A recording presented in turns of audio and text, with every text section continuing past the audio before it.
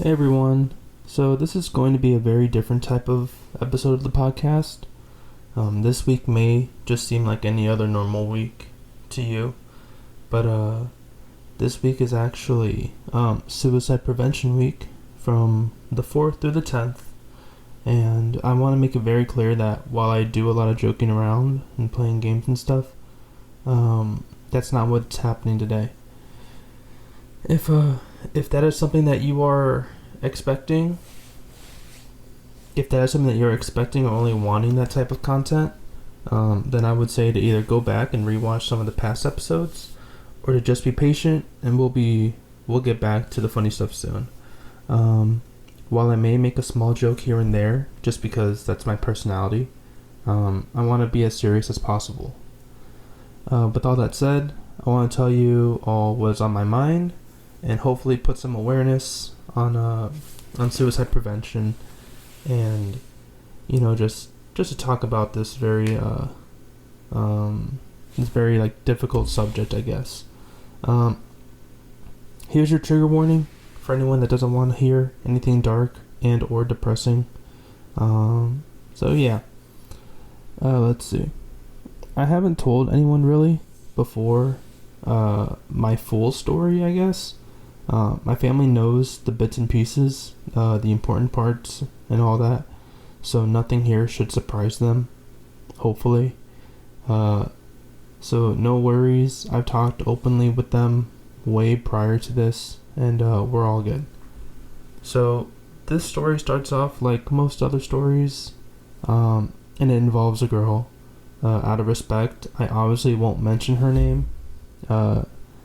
So I met this girl online, and I know what you might be thinking already. Wow, Alec, pretty shady, kind of weird. But anyways, I met her on Instagram, and we just started to follow each other and message each other here and there.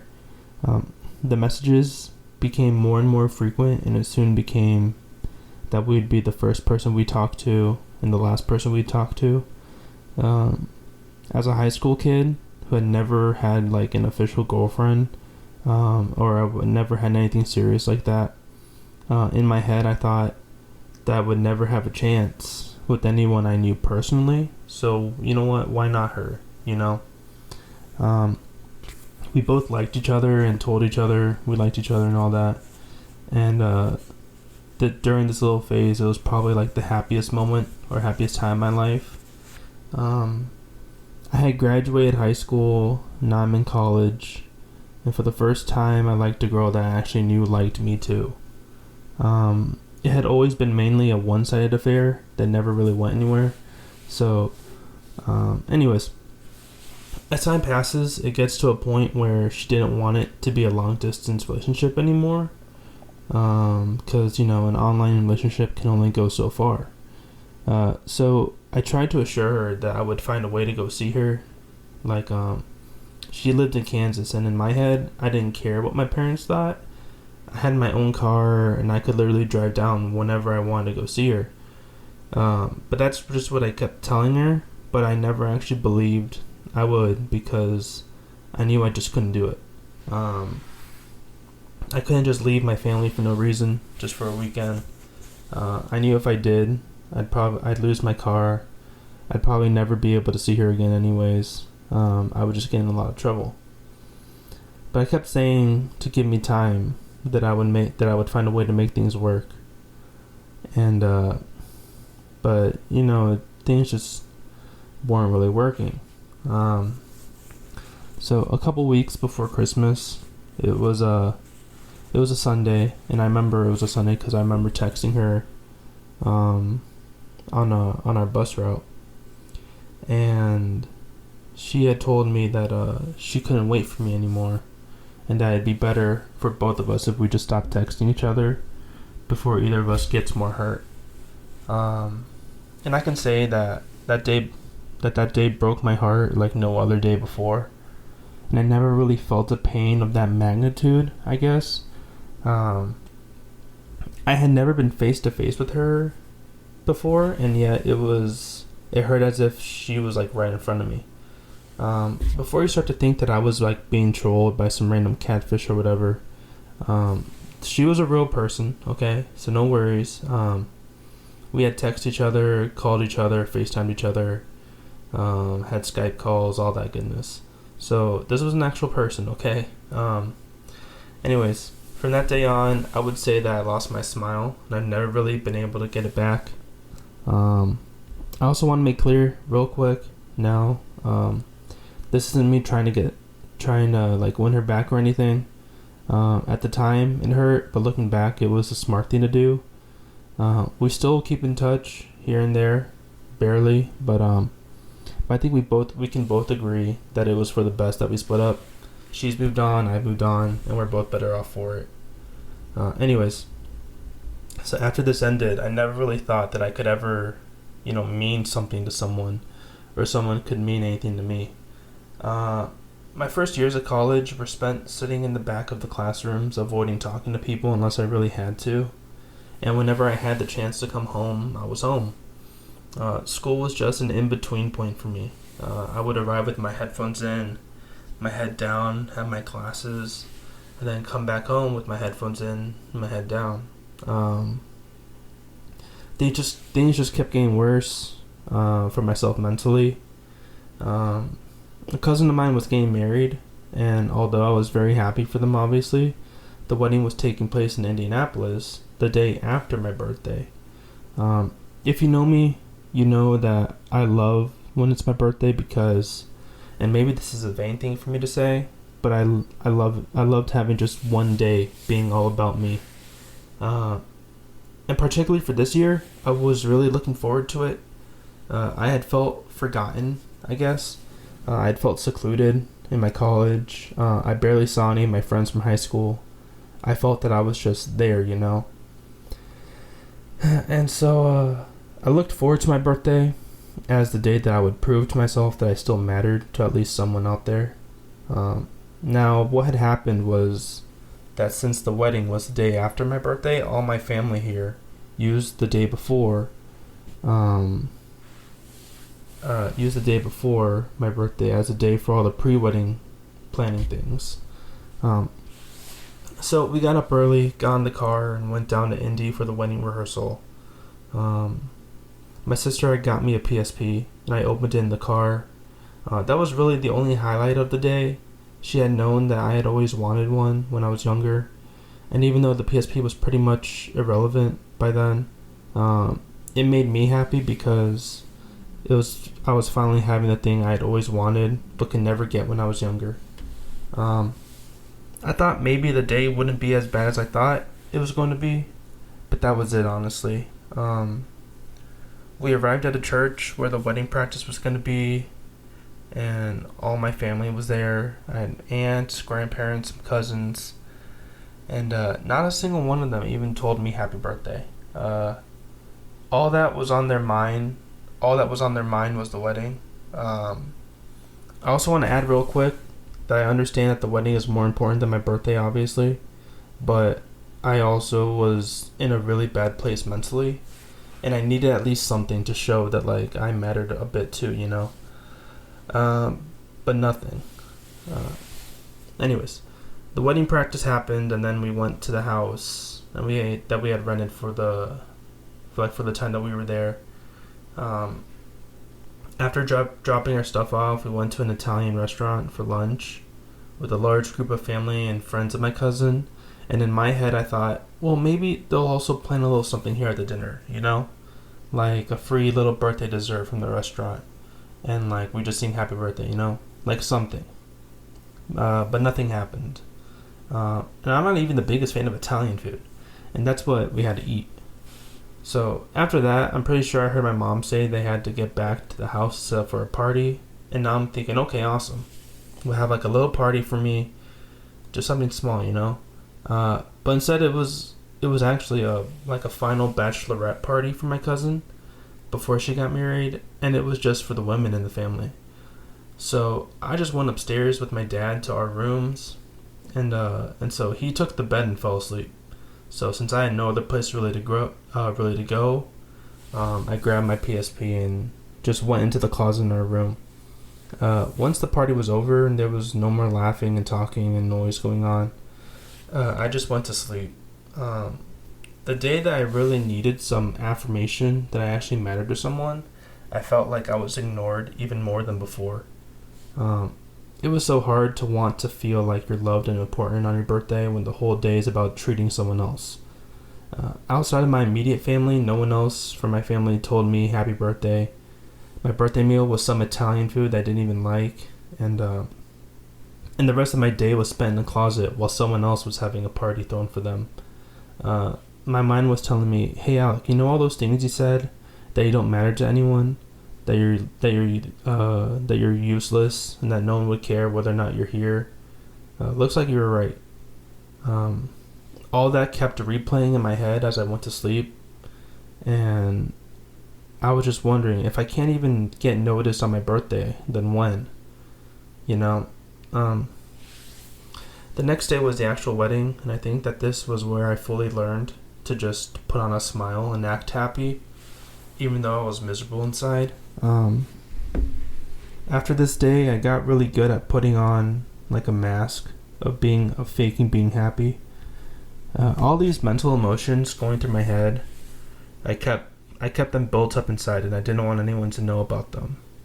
I didn't want to be seen as a charity case, as someone who wanted sympathy or pity. I didn't want anyone to know just how badly I was hurting. The next thing that really started to affect me was the whole COVID pandemic. Because of everything closing down, I lost my job at AMC. It was my first job, and I loved it so much. Pay wasn't good, but shoot, it was always a good time. I had made some amazing friends, and now I wasn't going to be able to be there anymore.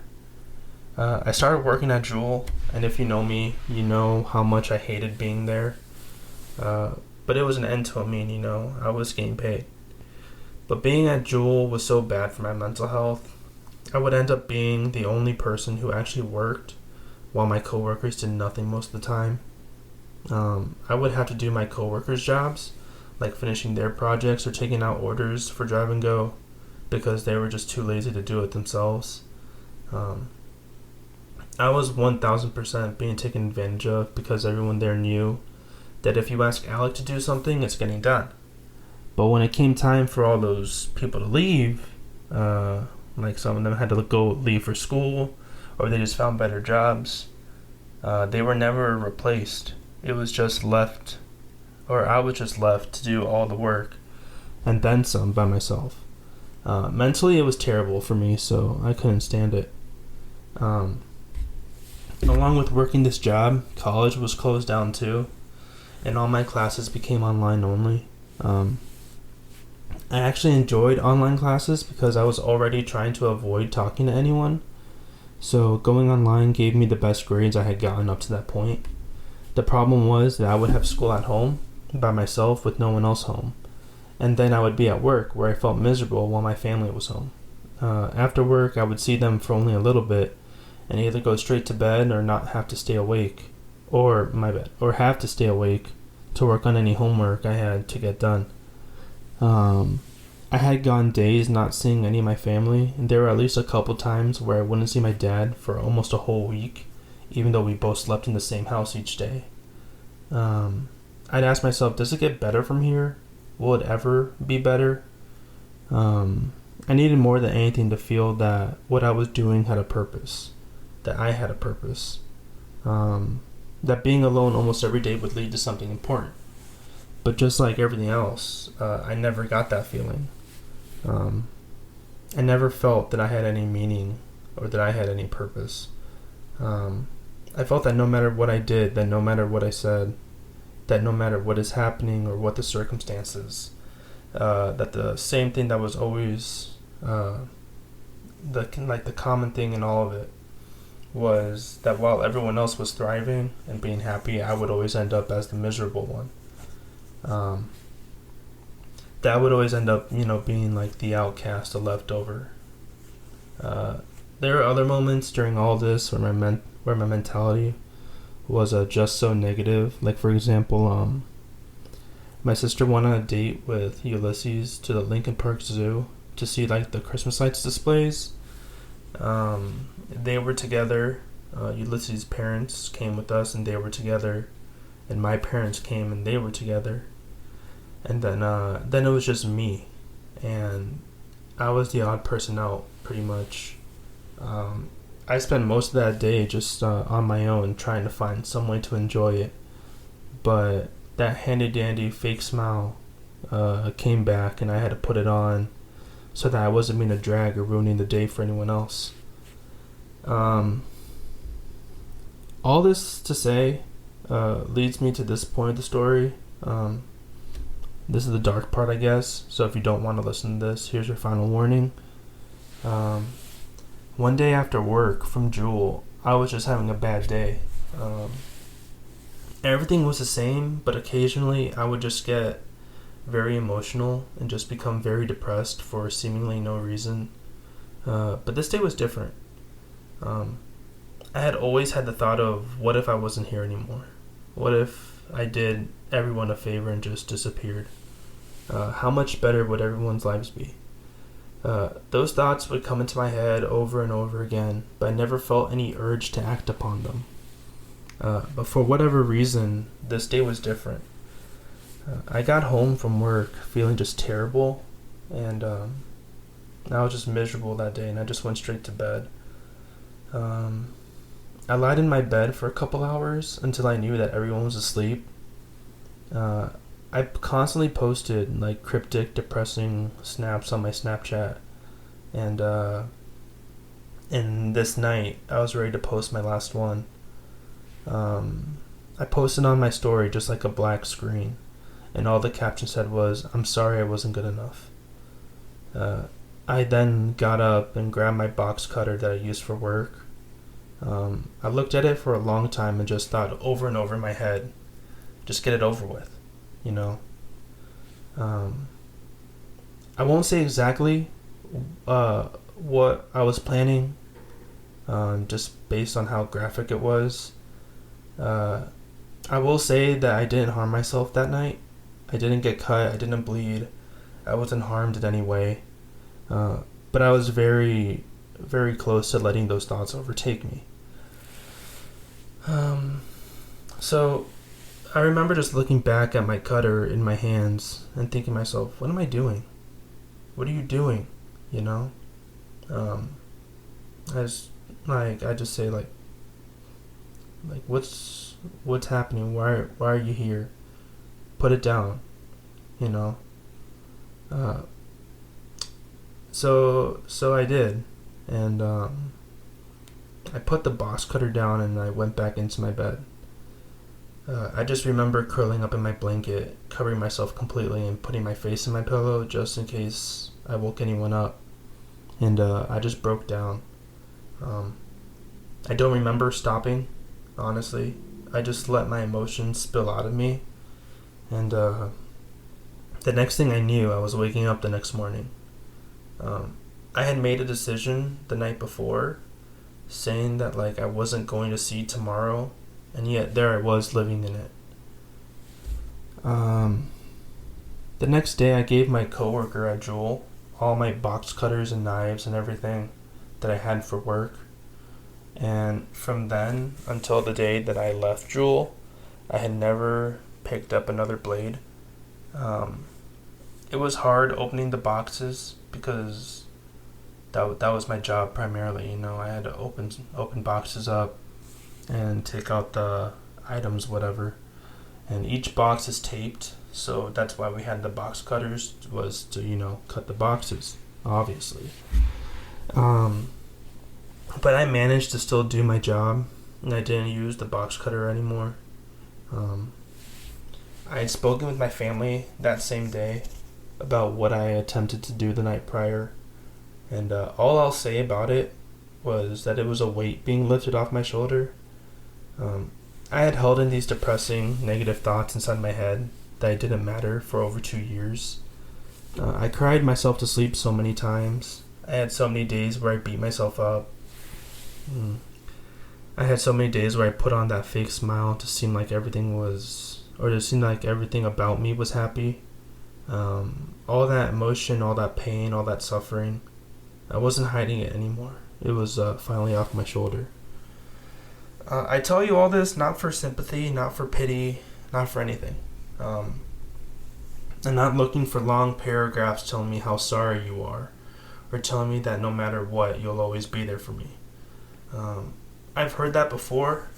You're not telling me anything new, or nothing that I haven't heard before. And to be completely honest, if you're not like my immediate family, you can say you'll always be there for me, but you won't. You honestly won't be there every second of every day, and that's okay because you shouldn't have to be. I don't want false promises, especially ones that we both know you can't keep. I don't want any of that. I tell you all this for two specific reasons. The first is to tell you what my signs were, what I had gone through, what was happening in my mind. There are so many other stories that I can mention about things that affected my mental health, but by sharing with you my story and making myself as vulnerable as possible, I can fully convey what was going on in my head and what are things you could look out for. And that leads to my second reasoning, to look after your family and loved ones. People with depression are really smart. They don't let you know that they're feeling sad unless they want you to know. I was depressed for more than 2 years, and I'm still fighting my own personal battles with it. But in the span of those 2 years, until the point where I finally spoke up to someone about what was going on in my head, I am 100% certain that no one could look at me and think that I had been having suicidal thoughts for so long. Look out for your loved ones, constantly check up on them, constantly say you love them, constantly say you are proud of them. Give them the opportunity to talk too, and if they aren't ready to talk yet, give them the space they need until they're able to talk. And finally, if you're listening right now, and you are having similar thoughts as the ones I had mentioned, if you're fighting your own battle with depression, if you could picture yourself with anything that I talked about today, just take it one day at a time. I won't tell you that it gets better over time. I won't tell you that everything will be okay, because you've heard that all before. I still have my battles with depression, where I think I'm not important, or of any use to anyone, where I don't think that'll matter. I thought talking about it with my family would make it all disappear, and while yes, it did lift the weight off me, it didn't take it away. So the only advice I can give you is the same advice that I follow myself. That's just take it one day at a time. There's no rush. Find things that bring you joy. Maybe that's a person. Maybe it's a thing. Maybe it's going somewhere, eating something, watching something, doing anything, honestly. Find just one thing that every time you're around it, it will make you happier, at least for a little bit. And once you find it, hold on to it and don't ever let go. Slowly and surely, that fake smile that you wear too will soon become a real smile. I don't see myself ever becoming 100% depression free. It will always come back and rear its ugly head. But I have at least controlled it to a point where it no longer controls me. And that's what I want for everyone that's listening. Don't look for a light at the end of the tunnel. Become that light for yourself. And maybe you'll be the light someone else needs. Just take it one day at a time. If you or a loved one is suffering with depression or suicidal thoughts, please speak out to someone, or you can reach someone from the National Suicide and Crisis Hotline by dialing 988. Thank you for listening to the Alectric podcast today. We'll be back to our normal comedic style next week. I just want to use this week, with it being the National Suicide Prevention Week, I just want to use this week as a chance to use the little platform that I have to speak seriously on something that I think isn't talked about enough, and so yeah. Anyways, remember that you're valued and loved. All right. Okay. Talk to y'all soon.